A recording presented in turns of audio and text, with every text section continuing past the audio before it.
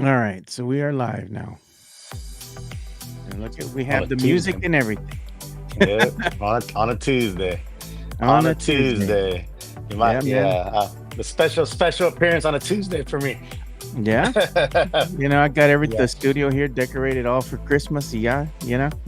Ready to roll, bro. Ready to You got the roll. Chris. You're in the Christmas spirit. Yeah. Yeah, man. I got to do all this myself. Ain't nobody else doing it for me. What's that Yeah, motto say? You know that saying, right, Rick? Ain't nobody coming to save you. You got to do it yourself. exactly. You want something done right, you do it yourself. Yeah, exactly, man. What's up, Tony's in the chat? Yeah, what's Yeah, up, man. Tony? Yeah, you want something done right, man, you do it yourself. You know. Yeah. And like you said, ain't no one gonna come save you, bro. No, Ain't nobody coming through that curtain. exactly. You got to do it yourself. You already know. Sam Greg's in the Salinas in the chat. Sam house. Salinas in the chat. What's up? What's up to What's up, all fellas? the locals? What's good? We got a lot to talk about today. We got Spurs talk. Spurs went ahead and had Yep. a great win there Hmm. because they did win against the Pelicans. I told everybody it was a trap Yeah. game, man, and it Yeah. They almost almost happened. It coughed it up. almost happened. They almost coughed it up. They almost coughed it Yeah, up. Tex Mex Frank in the house. What's up? Greg says all I want for Christmas is that Spurs hoodie. I'm telling you, bro. It's the move, bro. It's the vibe. It's the vibe. But yeah, they almost coughed it up, bro. They almost coughed up that 20-point lead.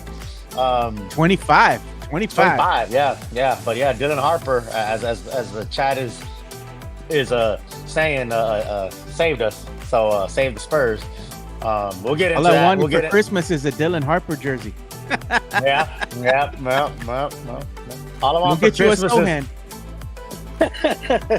all I want for Christmas is for the Spurs to play in Vegas, baby. Yeah. Area 210, where the dreams don't fade. From the river walk nights to the Alamo shade, we rise together through the highs and the lows. Area 210, oh, it's the life that we chose. And there we go. Rising through the highs and the lows. Hey, We're on a when you were Tuesday. when you weren't here on that Friday, Mike couldn't figure out how to play that, dog. So we had to acapella that shit, dog, and it was horrible, bro. It was so bad, dog. It was so bad. We had to acapella that thing. What's up, San Antonio, and wherever you watch this Area 210 podcast. I know most of our folks are out there from San Antonio, but again, I'm out in Cali. We got West Coast people, we got East Coast, we got people up in the Pacific Northwest. It reaches out to our guy Gert in the Netherlands. Like, so we reach out everywhere here. But again, most of our folks are in beautiful San Antonio. So what's up to everybody out there? I'm Fernandez, Rick, Joe Garcia, the man behind the Magics, doing his thing. Mike's out today. He has some family stuff, right, Joe? Um, Yeah, he's gonna be over there with Chica. They're in Houston right now mm, because her son is graduating from college. So congratulations to them. And of course, Mike's there supporting. So he's off today. I know I'm gonna be missing next Monday. That's gonna be, I believe, the 15th, and I'm gonna be watching my daughter graduate from UTSA. So I'm gonna watch her walk the stage and spend the day with baby girl and with the the family. season. So yeah. It's the season, man. It's a season, because you have those mid-year graduations in December. There's a lot of folks that obviously May, but you do have those December grads when the mid-year thing. So yeah, it's the season. So congratulations, Joe, your daughter graduating. Congratulations to Mike and his Chica son graduating. Um, Yeah, we got a lot to talk about today. We're gonna get into Spurs. Right off the bat, we're gonna talk Spurs. Yes, I know sir. a lot of our listeners like for us to jump right into Spurs, and I'm the same way. We're gonna hit some boxing later, right? There was some boxing over the past weekend. We'll talk about that in San Antonio, actually, which San Antonio was getting rave reviews from everybody in town, from the fight world, talking about how beautiful San Antonio was. So that's pretty cool. We will hit up again. We'll talk college football, maybe get into some Cowboys and whatever else the chat decides to steer our way, powered by PF Chang's La Cantera. So, Joe, Spurs almost Let's coughed it talk up Spurs, yesterday. man. And look Yeah. at here. There's some stats right here, courtesy of the San Antonio Spurs Hmm. official X page there, showing you what happened. The heroes of Hmm. last night's game.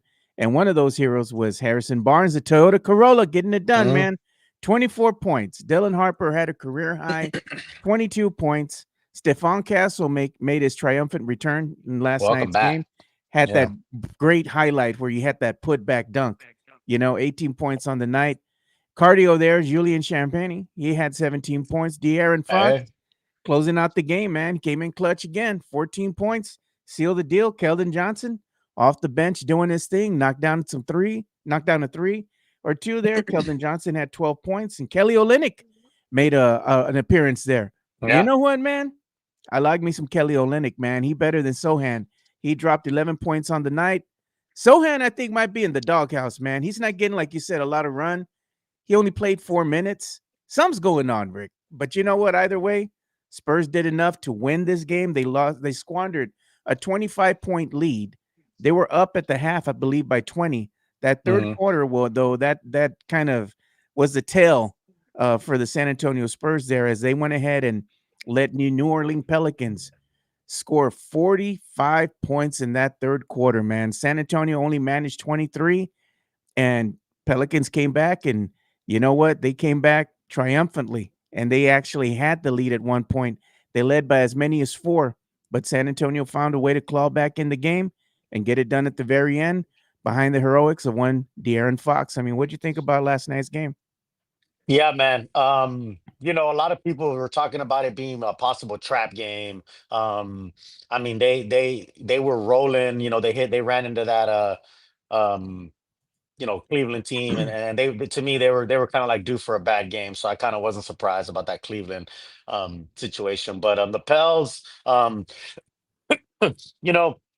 For some reason, no matter what the records are, the Pels usually play the Spurs pretty tough. And I will say, you got James Borrego as the interim coach over there, who knows the Spurs system very well, right? James Borrego was a long time not a long time, but he was an assistant for the Spurs for a couple of years. He's a really really good coach, really smart dude.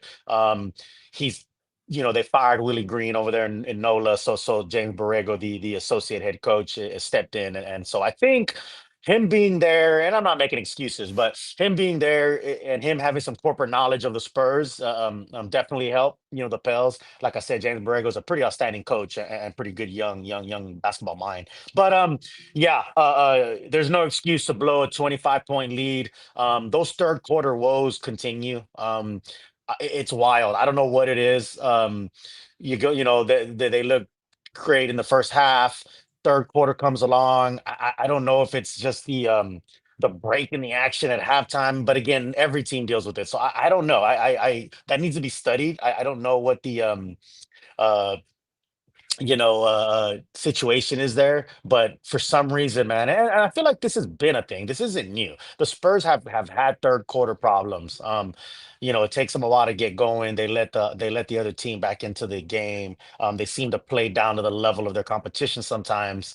Um, so uh, they had those third quarter woes, but the positive in that is teams of the past in the last couple of years would have continued to falter, right? Would have given up that No, big lead they would have and would have lost that game. lost. They would have Yeah. lost the game at the end. We saw that a lot. We saw that a lot last year, where there was a lot of these moral victories where well, it was close, whatever. Well, even though the team did blow that big 20, 25 point lead, through Harper, through last second heroic or last, fourth quarter heroics by Fox, who's always clutch in the fourth quarter. Olenek hit big shots. Again, Castle, welcome back. They found a way to win, and this, it's not like college football where like the wins and how you win kind of matters. A win's a win in the NBA. It's like Toretto said, right, in Fast and the Furious. It don't matter if you win by an inch or a mile. Winning's winning, baby. So at the end of the day, you take the win.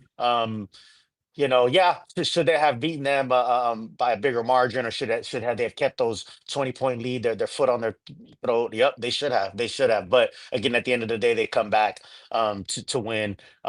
Somebody in the chat was, I guess, kind of countering what I said about James Borrego knowing the system. He said he knows Pot's system's not Mitch. I mean, I know Mitch has his own system and everything like that, but it's not like everything has been wiped from the pop system, quote unquote. You Yeah. still have some corporate knowledge. Just because Mitch is the head coach now doesn't mean there is zero remnants zero remnants of any pop system or any other kind of stuff. Yes, it's a different system. Yes, Borrego was an assistant alongside Mitch, so he does know him. So, but again, everyone has their own opinion. Teach their own. Um, yeah, Derek Queen had a big game. You got to talk about that kid. That kid looks solid. Um, again, it's hey man, they took the win. You want, like Sean says sometimes, you don't want to look back. You just, hey man, you're glad you came out of there with the win. The big game is tomorrow in LA, right? The big game is tomorrow at the crypto versus the Lakers. You win and you're in Vegas. So I'm excited. I'll be in the house tomorrow in LA for that one. Um, I would love a big win, man. I would love for Wemby to come back. That I don't think, I'm not holding my breath. I know Wemby is back with the team practicing, which is a great sign. A great sign. Um, but Harp or Castle coming back was huge. They said, hey, Castle's practicing with the team and he's back, and he came back quick. So it's happy to see them damn near full strength, Joe. It is. Their team is finding ways to win in the absence of Wemby. But yesterday when I was looking at the stat line, seeing what really stood out at me, and one of those things is the absence of Wemby creates more opportunity for the opposing team, specifically points in the paint. The Pelicans were able to go ahead and claw their way back into the game because they didn't have anybody that could stop them inside the Hmm. paint. They scored a total of 84 points in the paint compared to the Spurs just 62 points in the paint. So the absence of Wemby's being felt there, and the Spurs are kind of getting bullied there in the paint. So without having some type of an enforcer there with the length of Wemby, it's very evident there that the Spurs actually do need him there, need him back. And this was at half, man. This was the score at the half, as I was Hmm. saying. Spurs went in with the 20-point lead, 77 Yeah. to 57. They came out in that third quarter, and that was it, man. They just let the Pelicans right back in the game. I don't know what Hmm. Borrego told those guys, man, in that locker room, but whatever he said, Mitch needs to copy and paste that, dude, because this Spurs team, they just come out and I think flat in that third quarter. I don't know, for Yeah. whatever reason, they just come out and they're not executing just as and they don't look as crisp as they did Hmm. in the first and second quarters. And that's something that they need to go ahead and clean up, because if you're going up against the number 2 seed here in the West, right, which are the Yeah. Lakers, for the Yeah. Emirates Cup coming up here on Wednesday, it's going to be on Amazon Prime. By the way, that's why Toby and Elliot are going to be off for 10 days. They got a little Uh-huh. breather there because a lot of these games the games aren't going to be happening on FanDuel. They're going to be Hmm. happening elsewhere. But the Spurs can't make the same mistakes against the Lakers. If they do, it's Oh going to yeah. be all she wrote, and it's going to be a Hmm. blowout. Hmm. They need to go ahead and execute, and they need to execute at a high level. That's the next gear that they need to arise to. The next challenge that Mitch should present to them: play a full 48-minute game. I don't think they've done that yet. We've seen little flashes of them being able to win, being able to, show some, I guess, promise, and they can get these ugly wins that rear their ugly head from time to time. But you want to see consistency out of this team, and that's going to show you real growth. I think that's the next gear that they need to move up to, and Spurs fans can look forward to that. But for now, you're seeing growth nonetheless of this team, because if it was in, let's say, last season and this exact same scenario had played out, the Spurs would have lost this game. The Hmm. difference maker for them is De'Aaron Fox being able to close at the end of regulation, especially when the game's tight, and you need somebody that you can rely on that's going to knock down a jumper, maybe knock down a three, maybe they just put their head down and go to the basket, be aggressive, probably get the and one or at least an opportunity to get to the stripe. And that's De'Aaron Fox right now. I think he brings a lot to the team as far as being that closer you can rely on, and that was sorely missed. I'm looking forward to seeing again the growth of the team, but there's no excuse for your team to be blowing 25-point leads to one of the worst teams in the NBA and the Pelicans. I know the Pelicans got some talent there as well, but I mean, come on, man, you can't be blowing leads like that and expect to win games moving forward. You got lucky. Let it be a growing lesson, or a learning lesson, should I say, to them. But you can't be doing these types of things, man, against good teams. If you Hmm. do that, man, like I said, they're big test for them Rick, is going to be the Lakers. How Yeah. well are they going to be able to do against the Lakers team? And let's say, the Spurs are, maybe they'll have Wemby, maybe they won't. If Wemby does come back and makes his appearance, in LA, that would be Oof, something. Because I mean, that's a that'd big be, stage, man. That's bro. That'd showtime, be baby. that'd be cinema, bro. That that'll be cinema, bro. That'll be L.A., Hollywood. Wemby returning. That'd be like a movie, bro. Like I said, I'll be in the house at Crypto, so I would be beyond excited if Wemby came back. I'm not holding my breath. I don't want to get too excited. But that'd be great. That'd be awesome, right? You got LeBron, you got Luca. Again, you got LA. It's all that. So it'd be awesome to see him play in LA. Um, a lot of the folks in our chat that's powered by Pia Chang's La Cantera are talking about the pairing of Fox and Castle and kind of how it's not really working right now. I think it's just again, this is I think this was the first time that you had Harper, Castle, and Fox right in the road in the lineup. So I don't disagree with what people are saying, but again, I think it's going to be learning woes, right? It's going to be like figuring out, yeah, like who should be running point, who should be the two guard. Like they're also fluid, right? Like Castle's running point, and which moves Fox technically to the two guard, so that could kind of not work in certain situations in certain sets, and then vice versa. Um, but you know, uh, it's I don't know. I think it's just going to be a matter of them figuring each other out and figuring out where they should play each other. And yeah, Mitch has to do better at adjusting and at putting people in the right positions for them to win. We talked about Sohan seeming to be playing out of the rotation. What did he get? 4 minutes yesterday, something like that. 4 minutes, man. Yeah, and this is, for the last few games, he's been kind of out of the rotation. I don't know if he's in the doghouse. I don't know if they're just already like, you know what, this guy ain't it. Who knows what the situation is? I'm interested to see when the trade deadline comes if he's going to be on the block. And again, but another team needs gonna want to, or another team's gonna want to have him. So if he ain't playing well or he ain't really contributing much, I don't know what value another team would put on him, kind of thing. So um yeah, it's interesting. Tony Ornales does make a point about Borrego's call to give uh Queen a 3-point shot to win the game. It kind of reminded me of that Tim Duncan when in Phoenix. Remember when Timmy kind of went back to the 3-point line and they passed the ball to him. And I never forget that, bro. When I saw Tim take that three, I was like, no, no, what are you doing? And then I was like, yes, yes, right after he hit it. So it's one of those things. Yeah, he's an 11% 3-point shooter is Queen. It's not his bag, it's not his shot, but you take a chance. The kid was open. You know what I mean? And I mean, he's been playing well all night. So maybe Borrego thought he'd just be riding a high and would hit that shot. So I mean, yeah, it's not. It's I mean, I don't know. It's more of a misdirection. It's kind of an un. I think they wanted to come up with a play that was gonna surprise the team. No one thought Queen was gonna take a 3-pointer. So for creativity, I guess it's a pretty good play call. But yeah, the kid got to hit the shot. I mean, because I tell you what, had the kid hit the shot, they'd be calling Borrego a genius. So it's one of those things. It's one of those things. So yeah, people are asking about Vassell. He was a non-factor, unfortunately, in the Pels game. Again, I think it's a lot of different rotations, people coming back, right? Castle coming back, the starting lineup changing. Like there's all these little things, man. A lot of players are very a ritual type players, right? They're very like um repetitive and everything is the same, So when things do change, the smallest thing, Myra's in the chat. What's up, girl?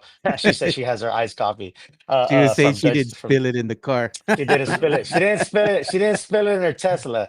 That's for sure. But yeah, yeah, Devin could have, again, these guys play 82 games, they're bound to have an off game here and there. Like that's why I don't it's crazy to me when people are so quick to be like, oh, what happened to Devin or what happened to so and so. I mean, it could be as simple as he had a bad game. I think Tony Rodgers or somebody is pointing out in the chat. You know, he Devin's been balling. Devin's been balling, and if you're a non-Devin, if you're an anti-Devinite, you're waiting for him to have a bad game so you can be like, you see what happened, kind of thing. Where he's been playing pretty well the last few games. Um, Guys, they're human. They're gonna have a bad day. I'm glad I'm not judged by the bad days I have at work. You know what I mean? Like I'm glad I'm Yeah. not in a fishbowl where somebody points out any one bad day I have and say, I'm a piece of shit. You know what I mean? Because man, I tell you, if that was the case, then it'd be crazy. So I'm glad a lot of other people don't have to deal with the one bad day they had and that defines them.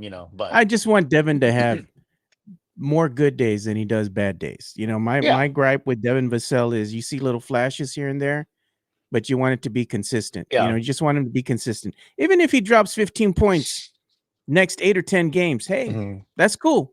As long as you're consistent, hey, it doesn't hmm, matter. Even against the good teams, bad yeah, teams, you're gonna drop an X amount of points, have some rebounds, maybe some assists and whatnot.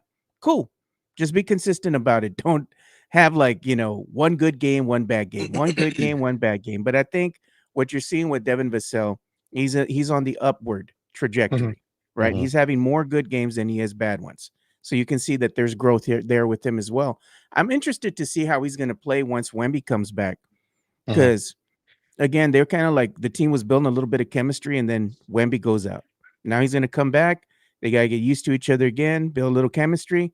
Hopefully, hmm, this time Wemby can stay healthy enough to go ahead and really let the team gel together because hmm. we're seeing this team still at like not full strength. I Yeah, want to see what they look like at full strength when everybody's healthy and everybody's out there on the court. When Mitch has a full roster to work with there. yeah, And how's that gonna look when you have Harper, you have Wemby out there on the court, Vassell out hmm, there on the court. You have De'Aaron Fox. It's gonna be cool, man. I mean, you have the Toyota Corolla, Harrison Barnes out hmm. there. I want to see what that lineup can do against some of the better teams in the NBA. We've gotten a small sample size, but that was early on. I think if that same roster would have stayed healthy, man, we might have seen the Spurs be a little bit more exciting. Maybe get Yeah, some more wins there. Right yeah, now, currently as it stands, I'm gonna look at the latest Western Conference standings with the win that the Spurs had yesterday. The problem is you got teams like the Rockets that are in front of them that also keep hmm, on winning as well. yeah, I know yeah, San Antonio feels a certain way about the Rockets. I get it, man. But the end of the day, man, that's who your competition is, hmm, especially in the conference. So let's go ahead and take a look at the latest standings here, courtesy of the NBA. At hmm. number one, you got the OKC, Oklahoma City Thunder at number one, still at 23-1. They've only lost one game.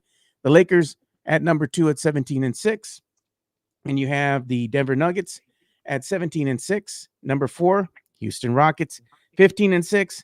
And you have the Spurs at number five at 16-7. And rounding up that top six, Minnesota Timberwolves at 15-9. So Yep, that 4 through 6 is pretty tight race, man. yeah, The Spurs are going to want to go ahead and keep pace there. They got to keep winning.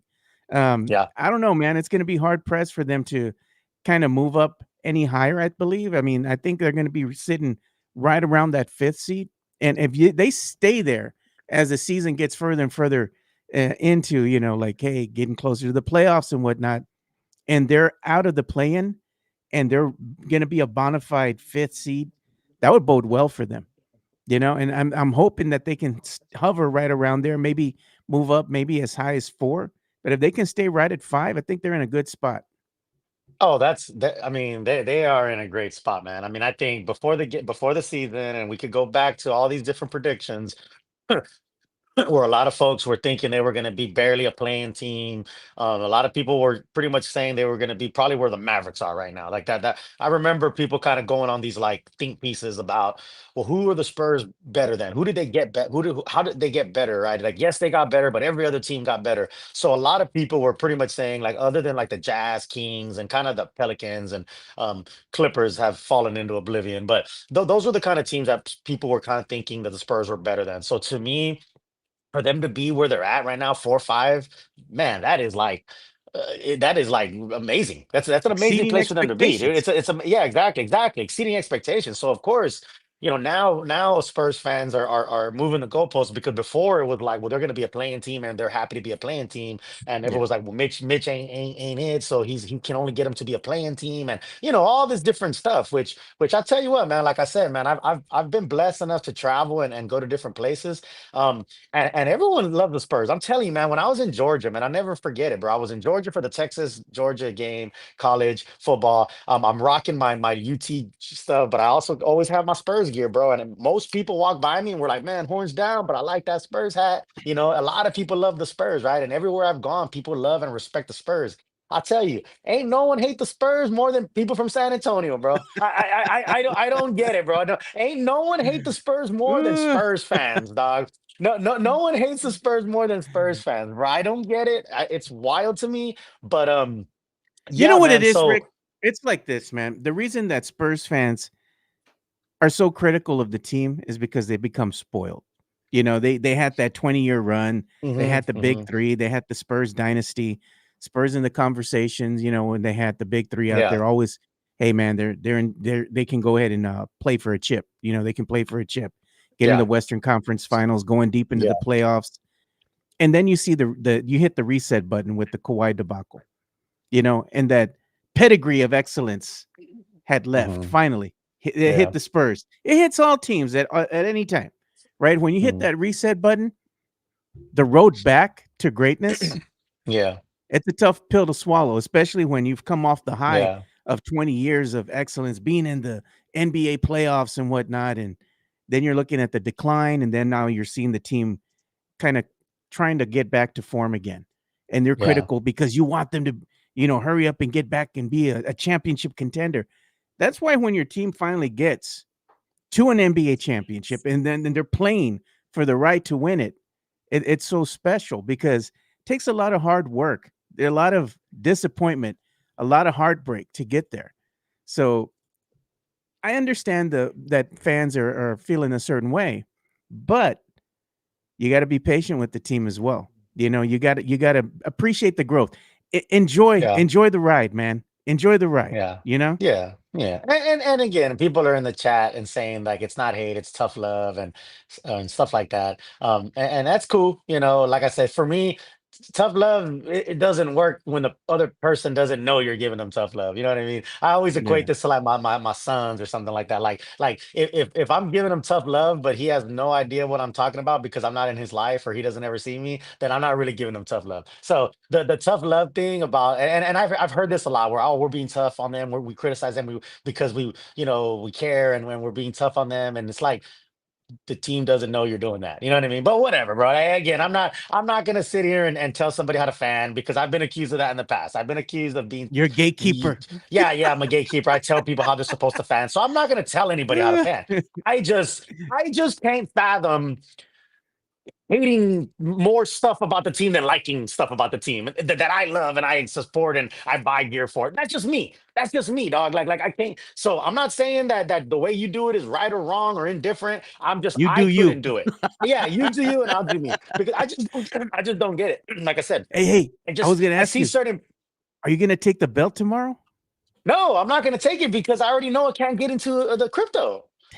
I mean, I tried to take it last time and I couldn't get it in. So I don't want to try to take it knowing it's probably not going to get in, bro. Um, You know what we need I to do? We should make you a T-shirt, right? yeah. That has the belt, like you're holding it on your shoulder, so they can't tell Yeah. you nothing, dude. Yeah, exactly, exactly. So yeah, bro. No, man, I took the belt when I saw them last time in LA in crypto. They said They no. told me I couldn't take it in, man. I had to take it all the way back to my truck. So I don't want to deal with that no more. I already kind of know which arena, like Phoenix didn't let me take it, LA didn't let me, Dallas did let me take it in. Now, if they play at the Emirates Cup, right, in Vegas, which is going to be at the T-Mobile arena, where they have a lot of fights, I'm going to take it there. I would imagine they would let me take it in T-Mobile. I hope they do, especially because it's a boxing venue, because one of the things they told me at the arena, they said if this was a WWE event, we would let you bring the belt in, but because it's a basketball event, we can't let you bring the belt in, which makes no sense to me, right? Makes zero No. effing sense. Like I That means that literally they feel talked a to like certain way with the belt. yeah, yeah. I literally Come on. talked to like four levels of like management because I was not letting it go, man. I was so upset when they weren't letting me take the belt in. I Show was me like, the this is book. Show me the yeah. I bylaws. said, show me, I said, show me in y'all's rules and regulations Uh, where it says I can't take a belt. Show me because it doesn't get say Silver that, on the bro. line for me. Exactly, bro. It talks about banners and things like that because it blocks other fans, and they talk about all these things that you can't bring into an arena, and nowhere in there is a championship belt, Tell me you're And I taking in and the belt unless Silver tells you personally you can't bring it exactly, in. exactly, bro. Exactly, bro. So I was frustrated. So I know that LA won't let me take it in, dog. So I'm not even gonna try. Like I said, if they do play in Vegas at the T-Mobile Arena, I'm gonna take it there in the hopes that they let me take it in. Um, and then I'm gonna be in Houston January 28th. I already bought my flight. I already bought my Airbnb. Myra and I are gonna go to a game, the Spurs and Rockets in Houston. I'm gonna bring the belt. I'm gonna see if I can get the belt in Houston, bro. We'll see. We'll see, man. We'll see where it falls in the list of where I can and can't take the belt. Nah, I bet you they let Um, you bring it in there, dude. I think so, man. I think so. I think Texas, like I said, Dallas let me take it in. That I went to the opener in Dallas, bro. They said nothing, bro. I walked in, the lady looked at my belt. She said, "This is nice." She took it through the fucking metal detector thing, gave it to me on the other side. I was rolling. There was nothing, no debate. You say no me LA pasa almost let nada. me. Yeah, yeah, yeah. Phoenix, bro, they stopped me outside. The security outside was like, "Hey, bro, you can't take that in." And I'm like, "What?" LA, Come I got to the metal detector and I was about to take it through. And then the lady was like, hold on, let me ask my supervisor. And I was like, oh my God, here we Hey, go. Tony's So got a I good was idea right for you. there, bro. I was right there. What did he say? He says, Rick, just get a big Spurs belt buckle. Buckle. That's facts. That's facts too. That's You facts too. know? So no, it's cool, man. The Adventures of the Belt are great. If you haven't seen it or not, man, it's a Spurs championship belt. People love it, man. When I was in Dallas, everybody loved it. Everybody was wanting to take a picture with it, hold it, and I I let bet. people. I took it to the Vegas Summer League. Hell, Mitch saw it, RC saw it. They all saw it, bro. I showed them the belt because they were in a little group over there talking. So yeah, man. People are getting mad at It's Phoenix. They said Phoenix I can know, suck a I D. know. Real talk, bro. Real talk, man. Phoenix, bro. I'm telling you, I was outside the arena. They weren't even letting me near the arena with That's that thing, bro. stupid, So dude. I Come know, on, man. I man. know. It was ridiculous, bro. It was ridiculous. But yeah, man, going back to kind of what we were talking about, somebody said something about glazing, everything the Spurs do isn't fun. Yeah, that's true too. That's true too. That's what I'm saying. I'm You have not, an opinion. yeah, there's things that they do that I don't like and I don't care for, just like anything else. But again, Yeah. for me, I Well, just you take more of a positive approach. I'm just more of a I think that's just more of your personality. Like I'm a positive guy in general. So to me, I rather err on the side of positivity than negativity. That's just me though. But uh, look at Sam Salinas says at the Frost that belt is considered a weapon because everything in SA is a weapon, and everyone in SA has doctorates from prison, contraband university. that's facts, bro. That's facts. I mean, it could be a weapon. It's a heavy ass belt, bro. It's a 500 and some change You know what else WWE is a collab weapon? belt. Like it's a legit belt, bro. Um, You know what else is a weapon? Real talk, man. If you letting the Edgars into the Frost Center, man, with that bowl yeah, haircut, with that that, could be a yeah, yeah. problem. And they get a couple beers in them. You're Yeah, gonna let the yeah, Edgars yeah. in. Why not the belt?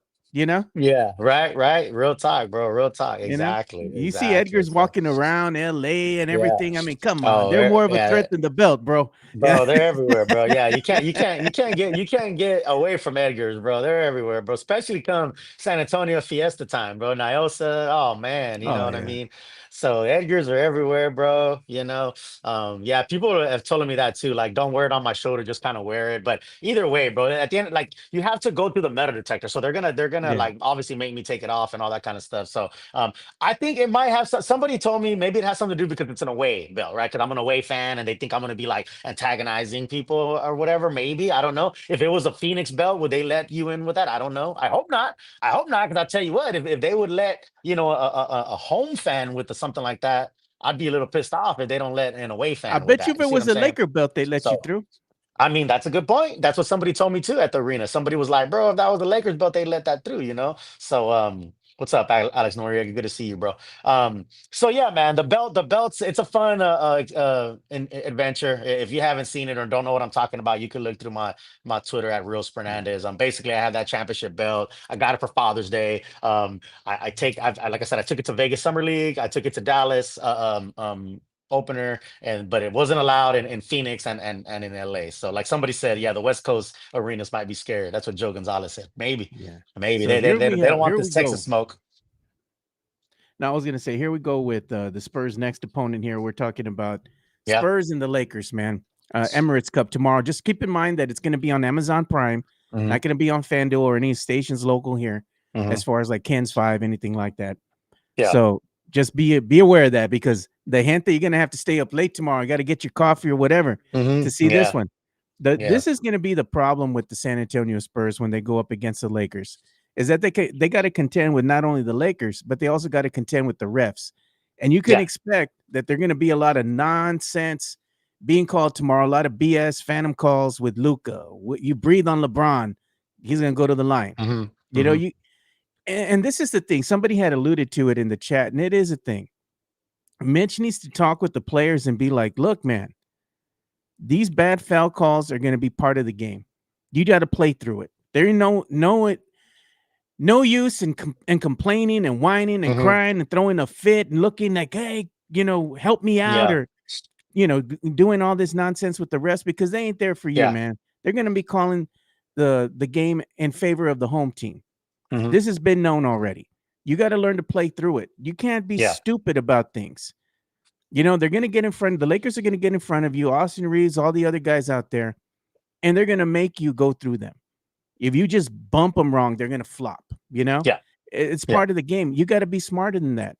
And this is a situation with the San Antonio Spurs when they go up against teams like the Lakers or OKC. They get a little bit complacent Hmm. because I think what happens is that instead of playing as a team, they try to play that hero ball, right? And they get into a lot of one-on-one situations with these types of teams. And when they do that, they're trying to do too much by themselves as an Hmm. individual player versus, hey, you have a whole team around you. You have to utilize your whole team in order to win. Sometimes the best decisions that you can make, it's a simple pass, finding the open man. I Yeah. mean, you can go ahead and suck your defenders in if you're going to go ahead and make a drive to the basket, but also know where your players are at. That court awareness to know where certain players are camped out at. Okay, I Hmm. got so and so over here. I camped out at the corner. To go ahead and maybe shoot a corner three. I can Yep. pass him the ball. Where's everybody at? That floor spacing, that court awareness comes to play big time. You just got to sometimes make the right decision and playing that hero ball, those one-on-one situations, shooting the ball early in the clock, trying to be stupid and beat the defense. That doesn't help your cause. It's a wasted possession. You're going to Hmm. want to utilize the clock to your benefit. Yeah, if you have a wide open three, that's great. But if there's nobody there underneath the basket to get the rebound, why shoot it? You don't Hmm. even give your team an opportunity to go and get the offensive rebound. It's going to be had by the Lakers. They're going the other way on the fast break. Maybe they give it to LeBron. He bulldozed somebody in the paint. He's going to the line and one. Like, come on, you gotta be smarter than that. Yeah. It's not like the Spurs don't have any experience against the Lakers. They know what to expect. The problem is the execution. In order to Hmm. beat the Lakers, you're going to have to execute at a high level, and that's what I want to see out of the team tomorrow. Execution, play smart, don't be dumb. And after they have that Emirates Cup game against the Lakers to go and see if they're going to be in Vegas, Rick, Hmm. Yeah. they got a Yeah. Yeah. long they got a long time before they play another game because that's on going to be on the 9th or the 10th tomorrow. Yeah. Then So they the got a 10th tomorrow. span of So yeah, so 7 games. here's right, but so the thing is if they do win tomorrow and they Mhm. go to LA, that's going to be on like around the 16th or something like that. It's going to be the next week. I mean, it doesn't show on there because they don't know if they're going to go or not. You see what I'm saying? So if they don't win, then yeah, they don't have another game till the 19th against the Hawks, which is Yeah. interesting, of course, because of the picks, and we know that. But what I'm saying is, if the Spurs win tomorrow, the Vegas Emirates Cup games, I want to say, will be that following week, like the 15, 16, something like that. See what I'm saying? The reason why there's a gap there is because somebody's gonna be playing in those Vegas games. That's Yeah. why there's a gap between the 10th and the 19th, right? To make room for whoever is going to be playing for those Emirates Cup games in Vegas. So hopefully, if the Spurs can find a way to win tomorrow in LA, like you said, against the refs, against everybody, then they can find their way to Vegas, which would be awesome because I would definitely want to find my way out there too.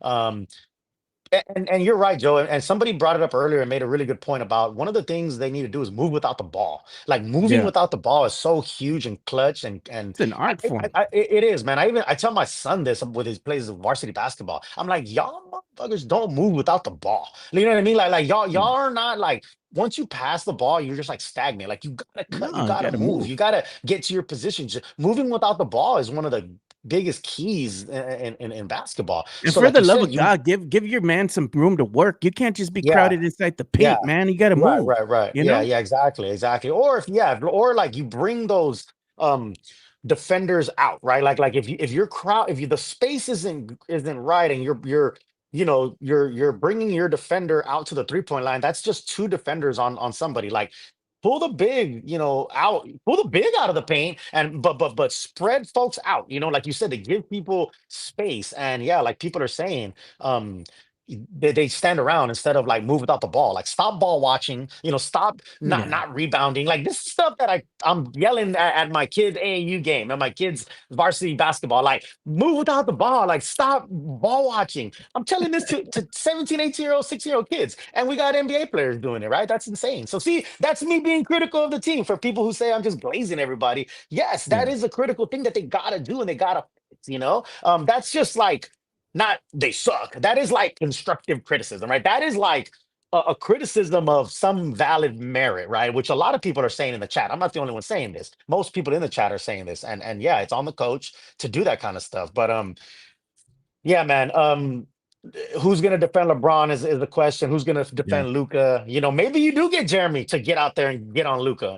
Maybe you get, at see, maybe Jeremy is like a specialist. He's like a guy that you bring in for certain things, and maybe bringing him out there to defend and pester and maybe get under the skin of Luca, who we know. Likes to cry to refs and likes to get all in his feelings, right? Flopper. So yeah, yeah, yeah. Big time flopper. As people pointed out in our chat powered by P. F. Chang La Cantera, that LeBron is the biggest flopper. You got Luca is the biggest flopper, so it's gonna be interesting. At the end of the day, it's a big game. It's a big game. It has, some people are like, who cares about the Emirates Cup and all that? And I get it. Some people don't care for it, and it's just whatever. But it's something I think just to show, like, hey, you know, um, you're playing to win. At the end of the day, you're still playing to win. You're still doing these things. You're gelling as a team. So going to Vegas and playing for that Emirates Cup. Some will say like, it doesn't really matter. I think I'm not saying it's the same thing as the Larry O'Brien, obviously, No. but obviously it's not. It's But in season bragging rights. it's That's just all it it is. is. Yeah, it's of course it is. Yeah. And Jason Garcia keeps throwing shade, and I didn't say he's special. I said Sohan is a specialist. Just Specialist, like a defensive specialists. Yes, specialist, you yes, know? yes, exactly, Kind of exactly. like So Bruce Bowen, bro. hearing, yeah, hearing and reading is key. So I said he's a specialist. And he talked about the rings earlier. Yeah, rings and belts are totally different, bro. I got rings too that I've taken into games that let me through. A Yeah. ring into an arena versus a big ass belt is so different. I don't know why you're even comparing those two things. They're not But gonna let you take some arenas, yeah, like you said, they're not gonna let you take that belt in because they view it as a yeah. weapon or whatnot, Right. you know? That's fine. I So get it. to But each his yeah, own. man. Yeah, to each their own. But yeah, man, big, a couple of days. If the Spurs can win tomorrow in LA at the crypto, and then move on to Vegas, it'll be fun. It'll be fun to see them out there. But yeah, man, it's we're hitting that. It's kind of exciting time. I think what you get Christmas, which we know we got the Yeah. Thunder, which is going to be huge, and they got the Thunder in like back-to-back games, if I'm not mistaken, right? Like the 20, or not back-to-back, but like the 23rd and the 25th or something like that. I Yeah. know you had that schedule up, but those are going to Yeah, be huge games. they play Yeah, against the Lakers tomorrow, and then they have that yeah, big gap of games where they don't play at all until yeah, December 17th. So they're gonna play on the 10th. They yeah, got like 6 days, 7 days in between there, yeah, and then they play on the 17th. And then the games start kicking back up again. They play on the 17th against the Wizards.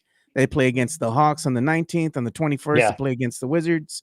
23rd is going to be a big game, man. Hmm. That's when they Hmm. got that back-to-back games. On the Hmm. 23rd, they play against the Oklahoma City Thunder, and then they hit the road and they play Yeah. against the Oklahoma City Thunder Christmas Day, baby. at in Christmas OKC. Day, baby. Yeah. You open your Yeah. presents and you get ready to Oh. watch the game, bro. Oh, Right? bro. I'll tell you what, man. Christmas Day basketball is awesome, bro. Christmas Day basketball Yeah. is so fun, man. My kids and I, again, another tradition, sit around, watch the games. We open, we're Raza, bro. We open at midnight. We open Christmas. We can't even wait, bro. We can't wait till Christmas morning. Like, we don't do the whole like Santa came and we open Christmas morning. Like, we do it like New Year's countdown. Like, 10, 9, 8, and they just like rip into gifts at midnight on Christmas Eve. Or even shit. But I tell you what, lately it's not even been that. We've been doing it earlier. It's about 10 o'clock. We're ready to do it, you know. And Real Bobby saying it's annoying that Rick says his point and says people think this, people think that. Who cares what people think? Blah blah blah blah. Well, then what are you watching for, dog? I mean, I don't It's understand. just an I mean, opinion, man. We yeah, read well, I y'all's know. comments on the Right, right, chat as right. well, We're dude. yeah, Like, come on. I'm reading people's comments. I'm talking and we're all giving our opinions here, but he's saying that it's annoying that I'm giving my opinion or I'm saying what I'm saying. You could turn off, big dog. You don't have to watch, bro. I don't know.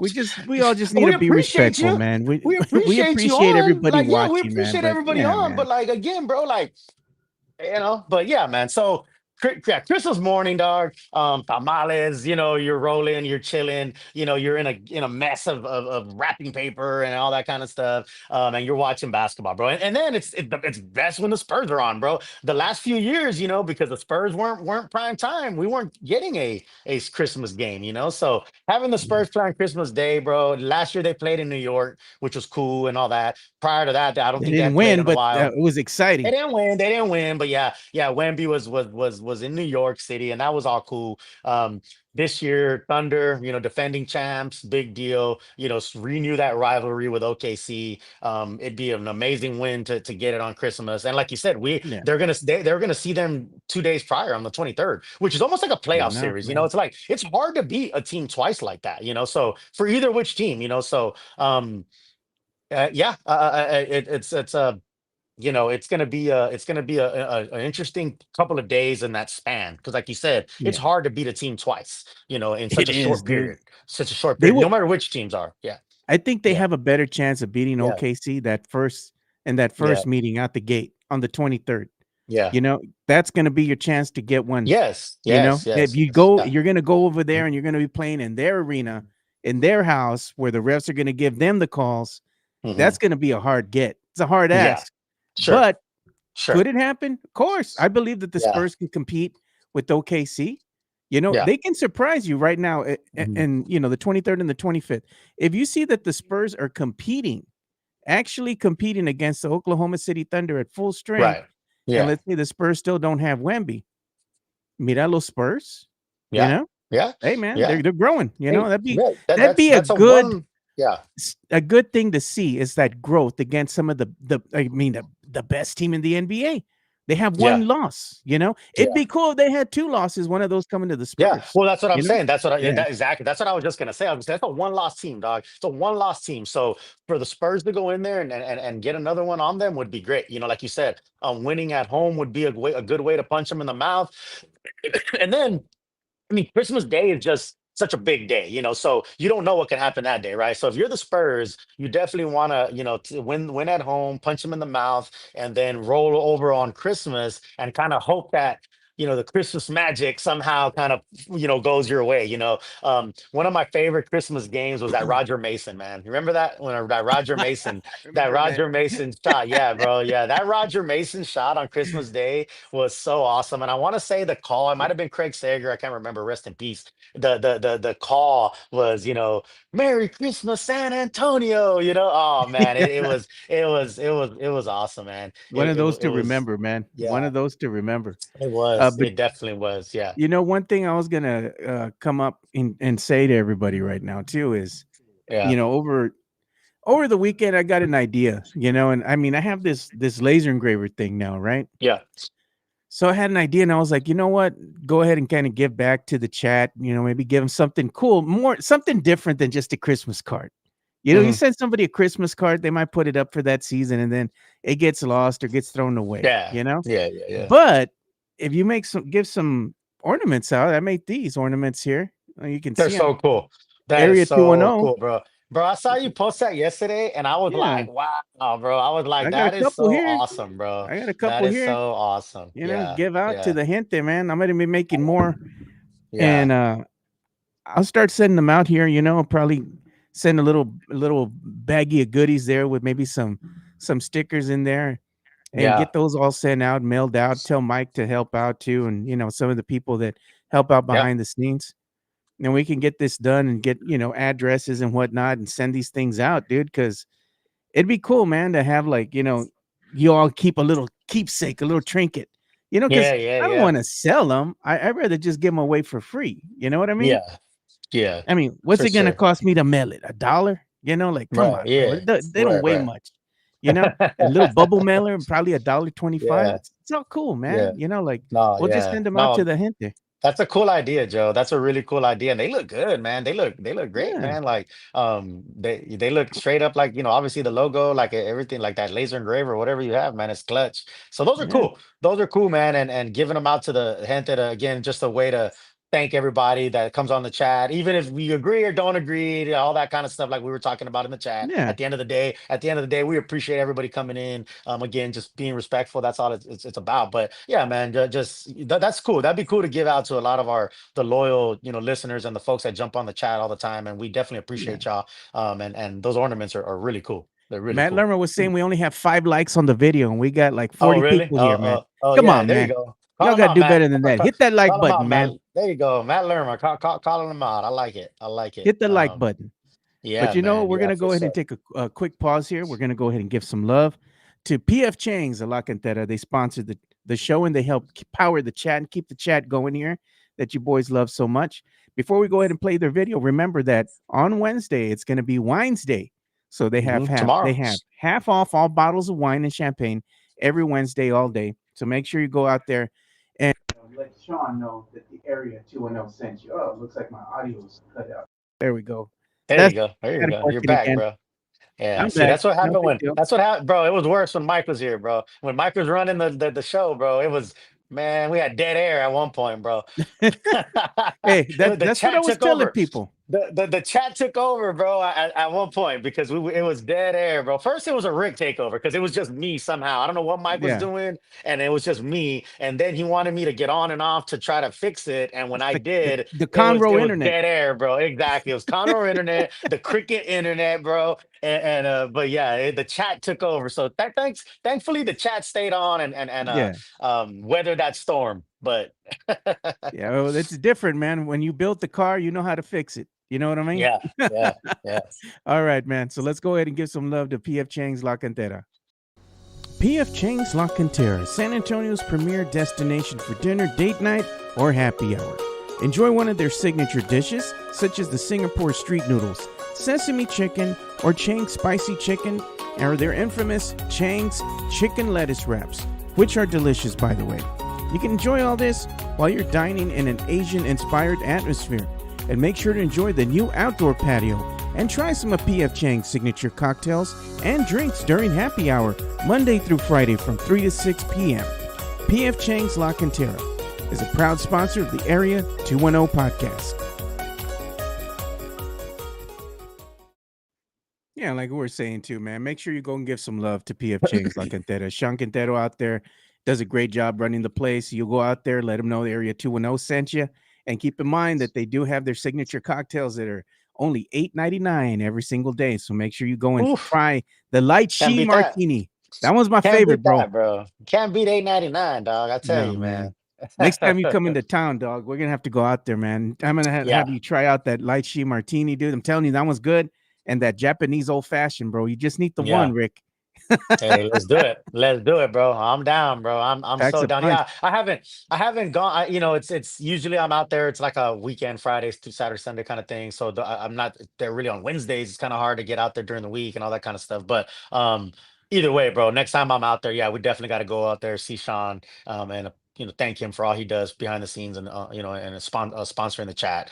But yeah, man, say old fashioned, say martini, say booze. I'm there, bro. You already know. You know what's funny, dude, is that people don't know because about PF Chang. So they Hmm. think, oh, PF Chang is just like an eatery, right? A regular Hmm. restaurant. But Hmm. when you get into PF Chang's, there's a little bar that's right off to the right side. As you enter the main Hmm. entrance, and you go to the left to go inside the restaurant. If you take a right and just go straight on in, you can just pull up right up to the bar area. And the bar Hmm. is nice, dude. It's low key, Yeah, kind of a little bit segregated out of the way from everything else. yeah, You just want to pull up to the bar and have a couple drinks. It's nice, dude. I mean, people yeah. don't I don't think people have been there, right, to Hmm. experience it. Hmm. But when you get there and you experience the bar, it's good, man, because they have like really good bartenders there, which was it wasn't surprising, but it kind of was because you're thinking, oh, it's just a regular restaurant, it's just something that somebody's gonna make in the back just following directions. No, these guys know what they're doing because the drinks that they serve you are really good, dude. You know Hmm. when you get a drink made by somebody who knows what they're doing, it comes out a Oh little yeah. better.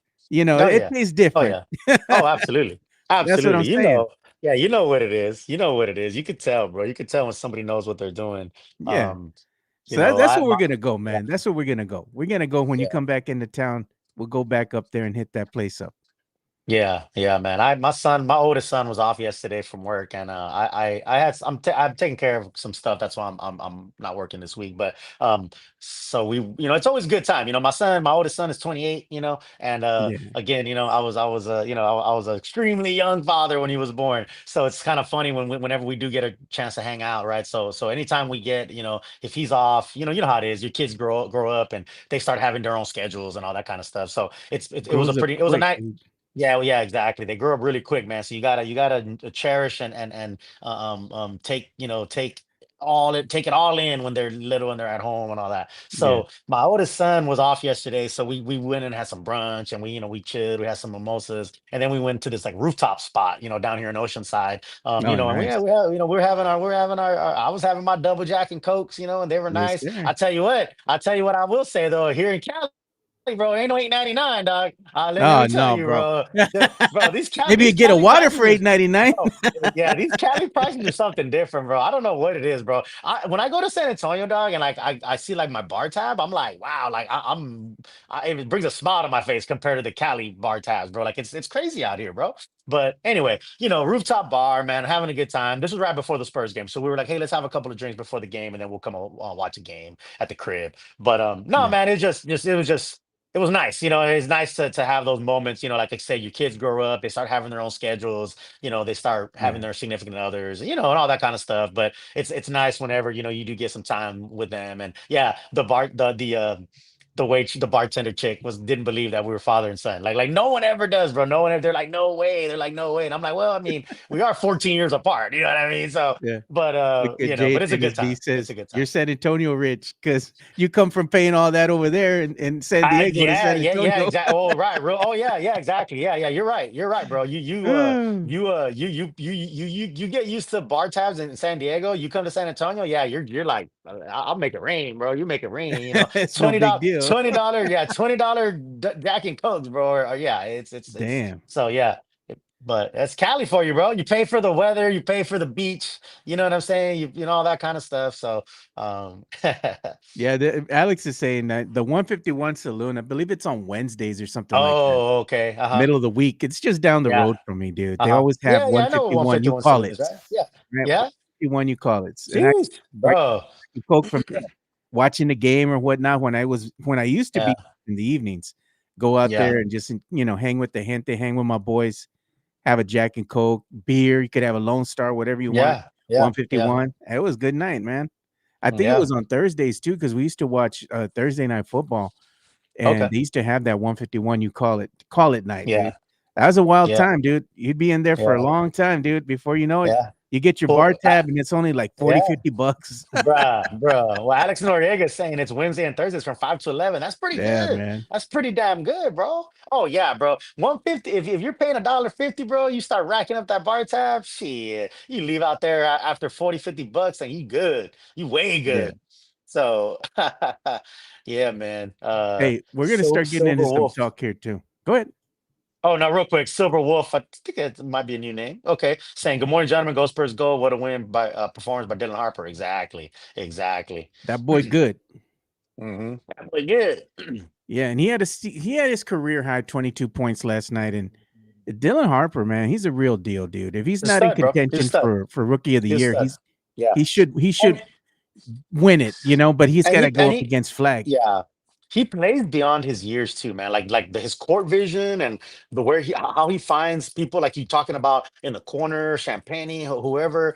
Um, you know, bro, as a 19-year-old rookie, it's amazing seeing him out there play, man. He just Yeah. has intangibles, and yeah, he sees the court and he's only gonna get better, man. And he's fast, bro. Once he starts making his move towards to the rag dog, he's Yeah. fast and he's a big guard, bro. I saw him, in Vegas Summer League, and I've seen him live in a couple of games. He's a big guard. Like he's a big dude. Like he's a big Yeah. guard, which is hard for other guards, to guard and to play against. So yeah, man, they did got a jam, man. They got a jam in that one. So Hey, so we're gonna go ahead and start talking a little bit about something because we didn't get too much into it yesterday because Mike's not really big on boxing, but oh man. we had Oh, a let's lot do of this. things happening here in San Oh, Antonio, man, please. over the weekend. Please.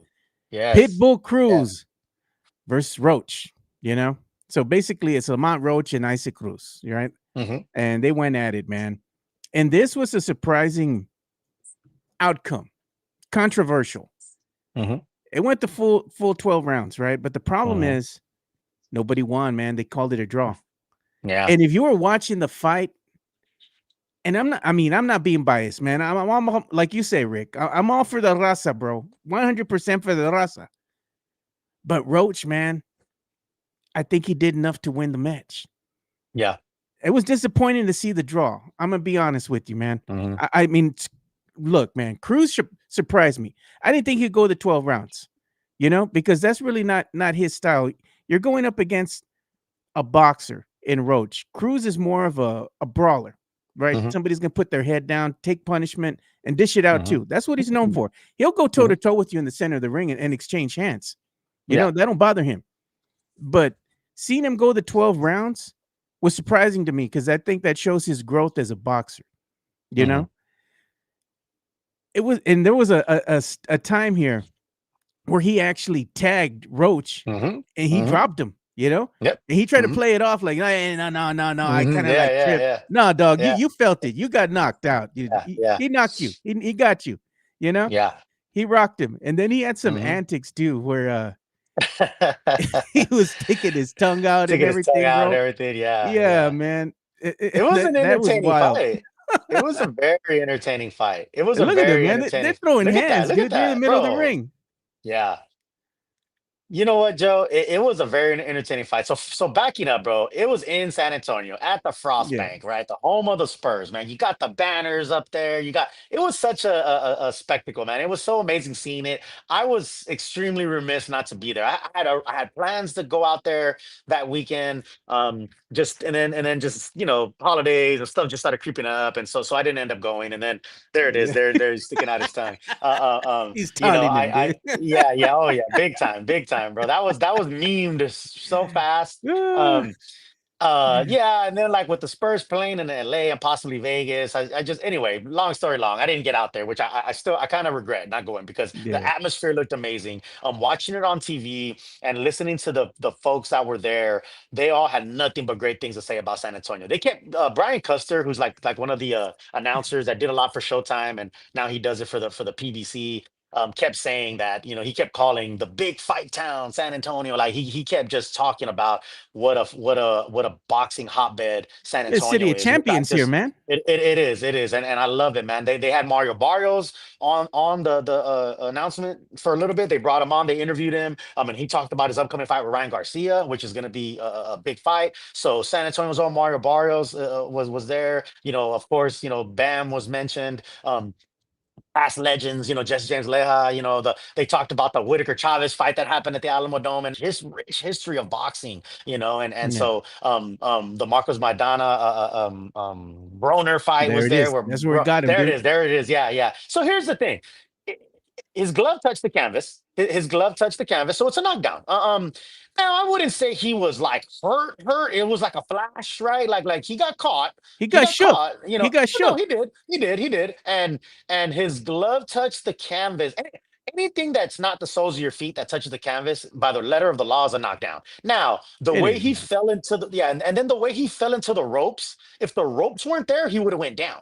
You see what I'm saying, right? Oh, yeah, If, yeah. if they were like more not so close to those ropes, he would have went down. So technically, even if a fighter gets like knocked into the ropes and the ropes keep you up, technically a referee can call that a knockdown because basically the ropes held you up. You know what I mean? And that's why you Yeah. didn't go down. And So there it that is, was a man. clean knockdown. Yeah, it was a clean knockdown. So that affects the score, right? For those of you who don't Yeah. know, and I'm not trying to assault anybody's intelligence. Boxing scored on a 10-point must system where basically one round, the winner of the round gets 10 points, the loser of the round gets 9 points, right? And then they add it up Yeah. at the end, and that's when you hear, 115, 113, 116, 112, and all that. Well, when you get that knockdown, that's a 10-8 round. So that's 2 points that Cruz got for that round. But it got negated when Cruz got a point taken away for some Yeah. roughhousing tactics, right? So Cruz, the fight was interesting. The scoring was interesting. I There was a told my lot of son, I trash said, talking back and forth too. yeah, You know? there Yeah, was a yeah. lot, going on, and it was an exciting event. They It were was an saying exciting that it was a fight. cheap shot. I think it was a Cruz had a cheap shot against Yeah, Roach, and they started trash yep, talking a little yep, bit. yep, yep. I mean, it Ref happens, tried to, dude. yeah, the ref Yeah. tried to take charge of the fight by taking a point away from Cruz, which it basically negated the knockdown, right? That kind Yeah. of evened out the knockdown, right? So yeah, like watching that fight, it was a really close fight. You had, like you said, you had the boxer puncher and Roach that was using his hand speed, foot speed, movement Great versus footwork. Pitbull Cruz, great Yeah. forward, yeah, which versus Pitbull Cruz, who is a pit bull. Like there's a reason why they He's a call him brawler. Pitbull, right? Yeah, the dude will put his head in your chest and will Yeah. just throw hard punches. So um Exchange hands. Yeah. yeah, yeah, yeah. It was a clash of styles. It was a great matchup. Um, Again, I'm with you, Joe. I love me some raza. I always represent my gente, but I gotta call a spade, and I gotta be impartial. I thought Roach did enough to win. I was scoring the fight on my Twitter, round by round, and that's what's funny is like after the fight, I had people like, oh, like saying that they thought Cruz won, which is fine. I mean, I'm just telling you what I thought, and they were just Yeah. telling me that how wrong I was, and I was like, look, bro, I score the fight in real time on Twitter, round by round, so you could go to my see and see it, bro. I had Roach winning 114, 112, 7 rounds to 5, which one round swing is a draw. So I mean, Yeah. it's not. I don't think a draw is like that egregious. I don't think it's like the worst decision I've ever seen. It's Um, not a loss, but but it's also not a win. I uh, mean, you work so yeah, hard, yeah. you Oh know, yeah, yeah, to yeah, get yeah, there. yeah. It's You want to see disappointing for somebody. both fighters, bro. Of course, of course, of course. It's like kissing your sister, bro. A draw is like kissing your sister, bro. That's what a draw is, bro. I said that. I said that during the Oh man. Pacquiao Barrios fight. I said a draw is like kissing your sister, bro. Like there No, ain't no man. there ain't no winning in that, bro. There ain't no winning Mm. in that. You You know, I didn't mean, it lose, does. but you didn't win. It's a draw. Yeah, you fought. You got to see what y'all can do. They're probably gonna run it back again. Mhm. Retains the belt. No belt exchange, nothing like that. Yeah, yeah, In yeah. draws. I mean, it is what it Yeah. is in that end. But nonetheless, it was an entertaining match. Because I've Absolutely. seen some boxing matches, bro, like that one that His Excellency put up with Ryan Garcia, bro, Mm. notoriously over in the middle of New York. Oh Rolly, man, dude, Rolly Romero. Yeah, I know. man. Yeah, yeah, That I that know, that man. whole thing was boring, bro. It But was a this was debacle. I entertaining, know. man. This was entertaining. The undercards were good. The opening bout was good. Shane Mosley Jr. and Jesus Ramos Jr. was the opener. It was a good fight. Ramos won by decision. You had the legendary Sugar Shane Mosley, his father, there in his corner. It was a cool Yeah. spectacle. It was a Did cool you have thing. Sugar Shane Jr.? Shane Jr. was on the card.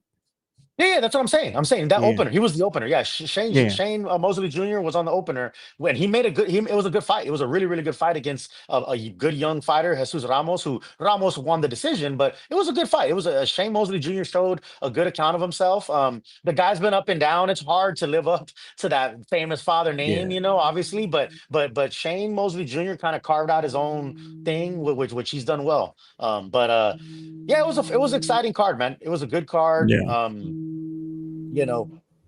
You know, good to see San Antonio on the map for boxing. yeah.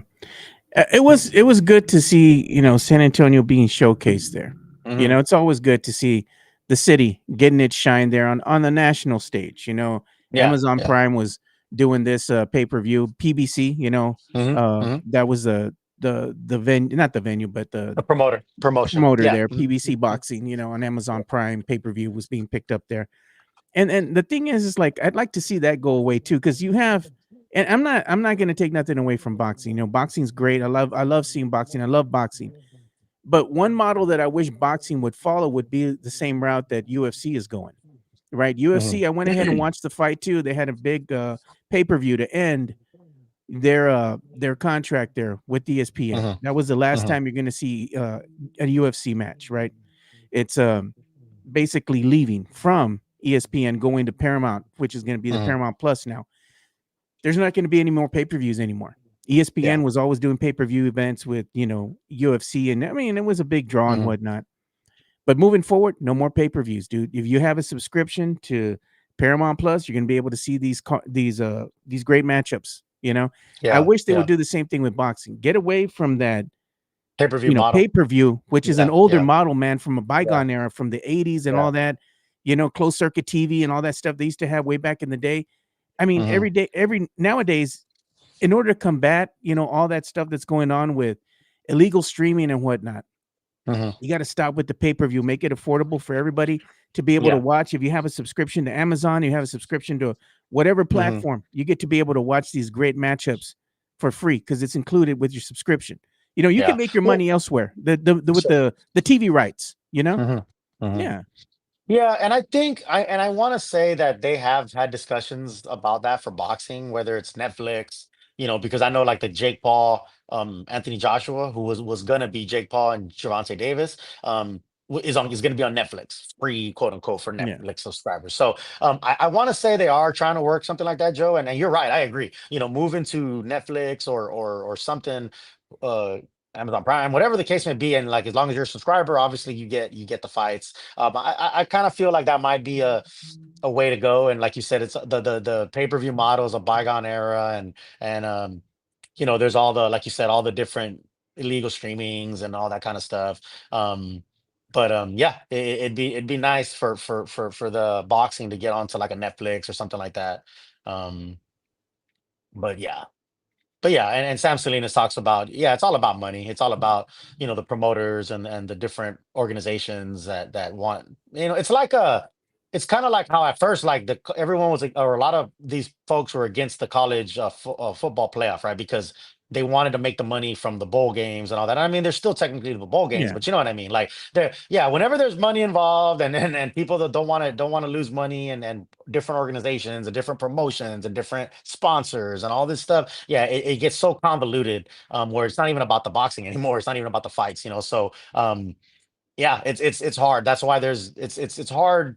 And again, Joe and I, we're diehard boxing fans, right? We're like junkies, right? We're like boxing junkies where we'll watch, I wake up at 4 a.m. to watch a dude from Japan fight, kind of thing. Anyway, So anyway, exactly. So guys like us, man, we're already in it. So like I'll roll with whatever punches, but it's hard to bring in new fans to boxing when, yeah, there's so many different organizations. There's so many belts. And it's hard to really know it's the who's greed of the the real promoters, man. champion. Yeah, yeah, exactly. You just saw, I don't know if you saw that, where Terrence Crawford gave up his WBC belt Oh, he because he want didn't to want to pay the pay 300 for grand, dude. a 300K sanctioning fee, which, I mean, again, that's ridiculous, man. Like Dog, he's 300K making so much sanctioning money fees. off a fight, He man. is Come making on. he is making so much money, but still, man, just because you make a bunch of money doesn't mean you want to give away money, dog. I don't care how much money you make. Doesn't who But wants to having give away belts ain't money? cheap. Like Having those belts it's ain't not. cheap, It's bro. not. You It's know? not. I mean, I see both sides of this because I know Oscar De La Hoya went in on Crawford and said, which he makes a good point about when he was coming up, he needed those belts to give him a status, right? Like and all that. And now that you beat Canelo and you kind of have your status,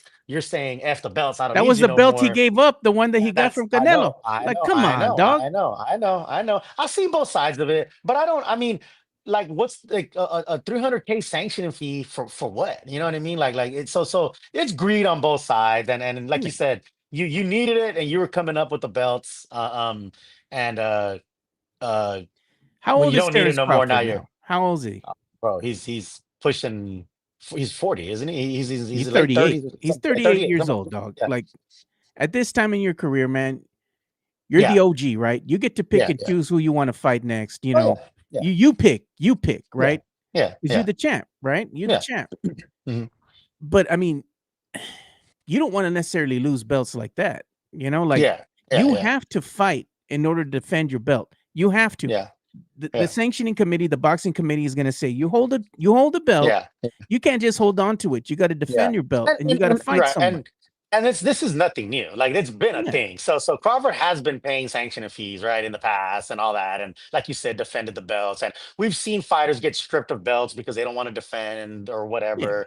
Um, Jason Garcia says that he definitely enjoys a good fight, regardless who's on the card. I agree. I agree, man. Yeah. I love me some boxing, right? And as convoluted as boxing is, and I know Sam Salinas is making a good point about the old days of Showtime and HBO. Like, yeah, I miss those days, bro. I grew up on those days. Remember The Larry Lemon's Merchant, the voice? Jim Lampley, yeah, Jimmy Lennon Jr., which was awesome to Yeah. see Jimmy Lennon Jr. on the at the announcing at San Antonio over the past weekend. Michael Yeah. Buffer, right? Those announcements, the Let's Get Ready to Rumble, it's Showtime, the Jim Lampley on the call, Larry Merchant, Max Kellerman. Even before that, like when George Foreman was on the call, like I used to like those Yeah.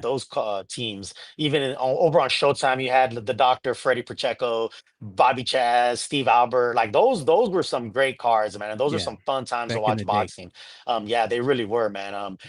There's still good boxing. Don't get me wrong. You can get it. It's just, I guess it's hard to just push it out to mainstream nowadays. You know what I mean? Even with Because like the people. zone, right? Like if you get the zone, right?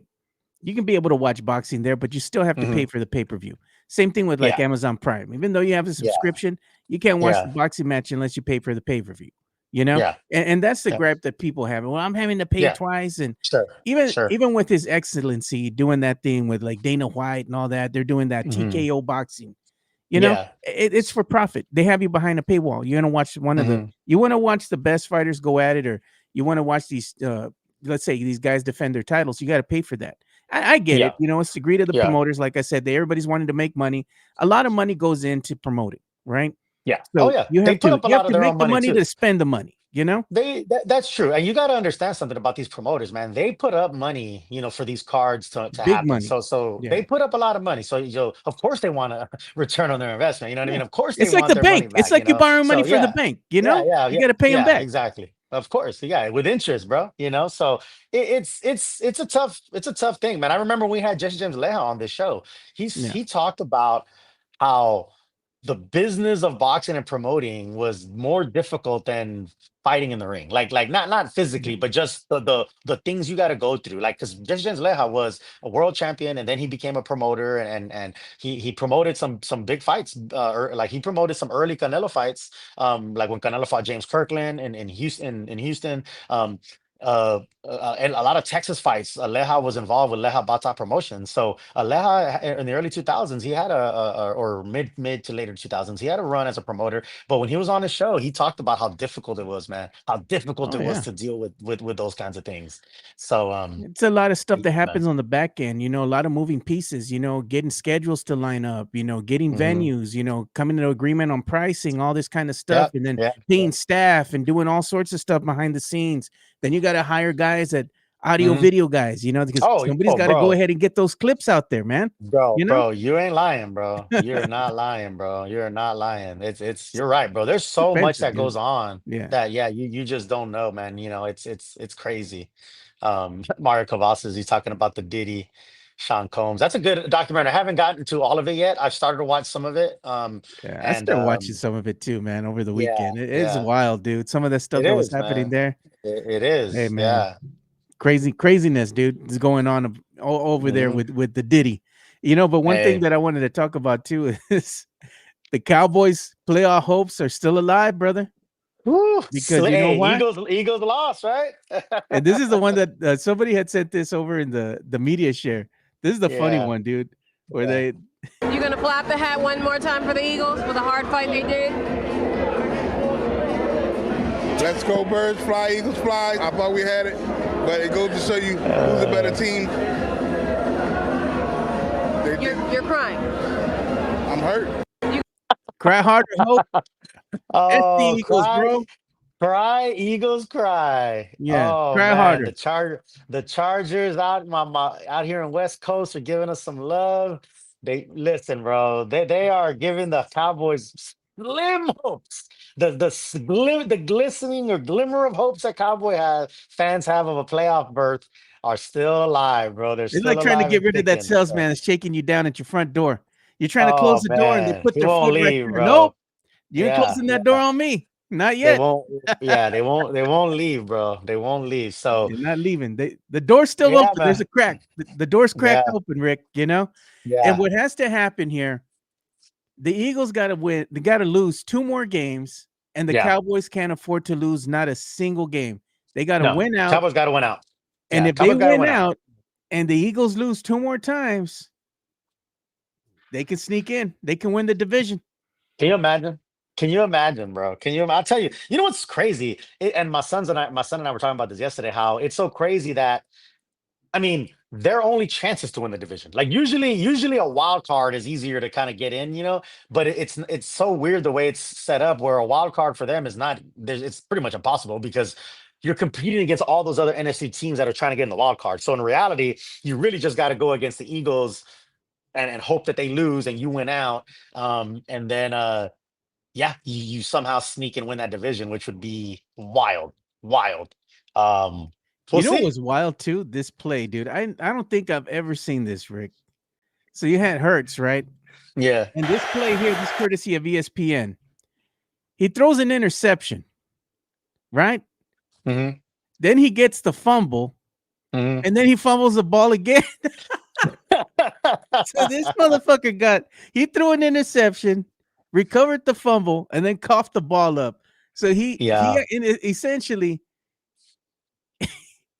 he got rid of the ball twice. In other Yeah. words, in the same play, like he fumbled it Yeah. over, Yeah. Yeah. then he Yeah. threw a Threw pick. it, So you turned it throw a over pick twice. and a fumble in the Yeah. same Yeah. Yeah. play. Yeah. Yeah. I'm like, You turn the ball over twice back to the other team, right? you can't make this shit up, dude. Like, damn. Nah, man. I mean, Nah. Hey, it's funny, dude. it is. It is. Again, bro. Eagles losing, man, is keeping the hopes alive. And as Sam Selena points out, he said it's not that he's saying it's going to happen, and I'm not saying it's going to happen either because it's a very slim chance. But the Cowboys' schedule, man, is not that difficult, bro. Like this, everybody knew this. Everybody was saying, man, you win that Lions game, bro, and you really have a chance to run the table because the Yeah. schedule going forward after the Lions game was pretty soft, man. So and the Eagles are just like imploding at the right time. So man, I don't know. We'll see. We'll watch and see. But all the Cowboys got to win, right? They got to win out. Yeah. One more loss, and they're really really done. So the Cowboys got to win. All they can do is control what they can control, which is win damn football You games. know what? I So ain't one to cheer for the Commanders, man. But you know what? To end the yeah. season, the Eagles got to go through the Commanders twice, Oh right? man, yeah. And those are NFC East Saying, games, bro. dog. That's I yeah, might be a Commanders fan at least for one of them games, oh. both of them. Yeah, yeah. you know, That's true, bro. and then we That's have the true, man. mimosas flowing. Oh, bro, it'll be on, bro. It will be on. Don't let these Cowboys somehow sneak in and win that division, dog. Because I tell you, people have been talking some mad shit, bro. And Yeah, I'm telling you, bro. And I've said this on this show, and I'll even bring it up when it comes to college football, right? We got it, bro. I'm a Texas man. I'm diehard, grad, alumni. sucks that they're not in the playoffs, man. I wish they were, but they got nobody to blame but themselves. Like at the end of the day, and I said this on that show. I'm not gonna be a homer about it. Like they did it to themselves. That Florida loss is the reason why they're not in the playoff. Like I don't want to talk about Ohio State game. Like for one, like it is what it is, man. The Georgia game, you play those, and there's sparked this whole debate, right? Because Notre Dame apparently said that they're gonna like not play the bowl game, like they're refusing to play a bowl game Yeah. and all this kind of stuff. Sour So the grapes. sparked, yeah, sparked all this debate about like, well, should the teams, not play those tough schedule games, or should they blah blah blah. Listen, man, I like Texas playing Ohio State and those games, man. You win and you lose. You win on your merit, you lose on your merit, but you got to play the best. The best play the best, and that's just how it goes. Playing a bunch of soft teams and being 11-0 or whatever, and then going to the playoff, like to me that's I wouldn't even want that, man. But anyway, so Texas is in. Texas got Michigan in the Citrus Bowl, right? Cheez It Bowl, whatever it's called. And I still got A&M fans talking about Texas. You know what I mean? Like I don't understand why A&M fans are They still got still UT's name in talking their about mouth. Texas. Yeah, yeah, like bro, like you're in the playoff, bro. Go worry about that.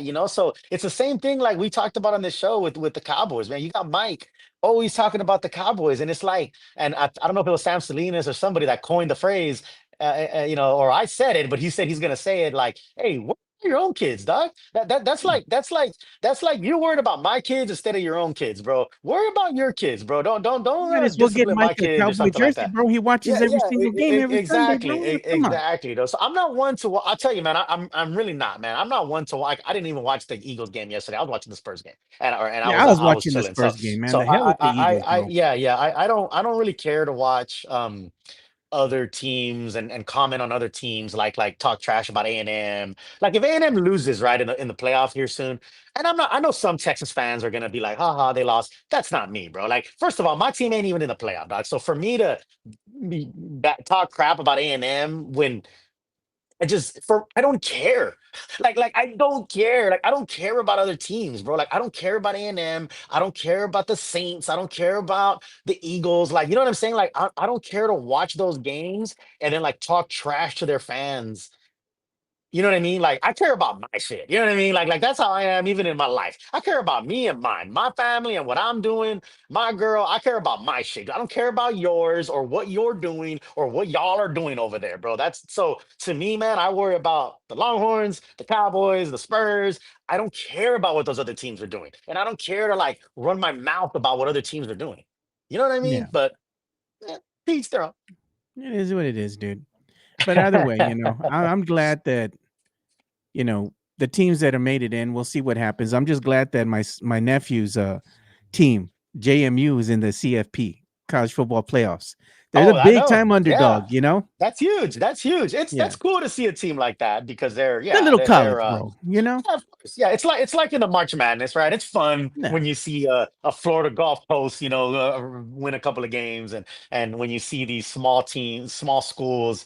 It's so funny because they'll show sometimes, right? Like different where they play, like the stadiums at their colleges. So they'll be like, this is like a big school, Duke, whoever, University of Texas, and then they'll show one of those small campuses, and it looks like a high school, a basketball stadium, you know what I mean, a basketball arena or whatever, and it's just crazy because they show the differences of like, obviously the money, involved in those different schools, but hey, man, some of those small schools will come up, man, and then they do the David versus Goliath underdog thing, so I like it.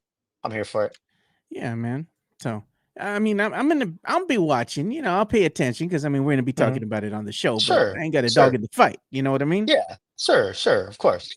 Yeah, I'm yeah, not I'll rooting for watch. one team to win it all or Yeah, whatever. I mean, I'll watch yeah, it just because I got to talk about yeah, it. But do I really care who wins or loses? No. yeah. I mean, yeah, and I don't mind like, and I don't mind watching a good game. You know what I mean? Like, I'll watch Yeah, a I'll good watch it. game, but to get on and start talking trash about A&M or another team that I don't really care about, and that's not even my thing. That's just I don't know. That's That's just not me. goofy behavior, bro. Yeah, yeah, yeah, Yeah. But we're gonna go ahead and bring the show to an end here, man. But I want to say, I appreciate you coming out here filling in for Mike. yeah, It's yeah, man. always No, I good to have appreciate you it. on the show. you know? Yeah, for sure, for sure. Yeah, I was a little last minute. That's why I don't got my mimosas, dog. I didn't No. have time or nothing, but it's okay. It's all good. It's it's all good. There's no issue. I don't need to drink every day, you know. But so no, man. I appreciate I appreciate you asking me to come on, man. Even if it was last minute, bro. I'm ready. I'm running around doing some errands this week, so that's why I'm not at work and stuff like that. But yeah, follow me It's on Twitter, Reels Fernandez. It's a good time. Yeah, make sure you go and give Rick a follow, dude. Really cool person, man. And again, you want to go ahead and see the antics with the belt and everything, man. You got to put it Yeah, out there, yeah, you know. yeah, And if you yeah. want I know. one I of gotta. There you these go. ornaments, Yeah, you have to be one of our most avid listeners here, man. And we know who you all are. I'm gonna be reaching out to yeah. you all. We all can send you one. You know, I got the little tree behind me, dude. You can see that right there Oh yeah, in the yeah, yeah, background. So I got my yeah. ornaments up. I'm gonna be making some more and send these off to the gente. Yeah. They look great, That's what man. it's They look all really about. cool. That's a nice touch. It's a nice touch for the gente. All right, man. So we're gonna go and bring the show to an end. We will see you all tomorrow.